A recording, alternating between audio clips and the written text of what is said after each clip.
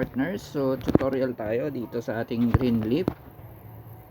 So kung paano mag top up at paano mag activate ng account.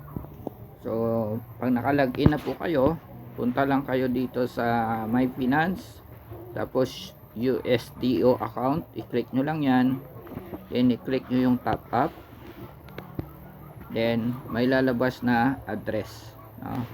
So itong lalabas na address ay USDT BIP20 ito. So kopyahin nyo lang, no? Copy the address, then padalhan nyo ng 50 USDT.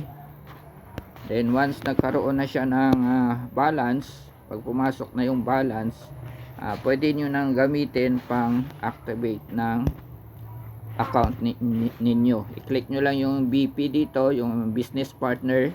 Sa akin kasi na-activate ko na, kaya rin nyo yung makikita, no? So napakaganda ito.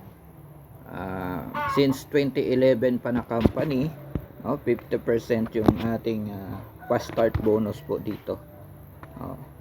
Then 9.95 yung monthly subscription.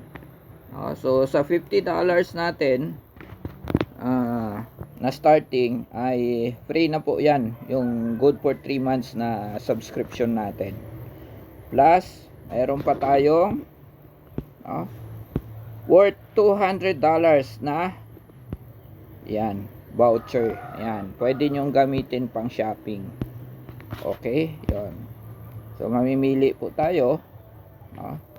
So yan, pwede nyo gamitin dyan, no? Discount voucher. Okay, so yan yung mga products natin. So napakaganda ito.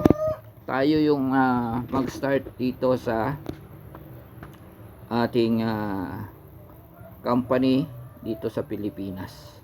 Okay, so sa mga nag sign up sa akin, top up 50 USDT, then activate your accounts. Okay, so happy earnings mga partners.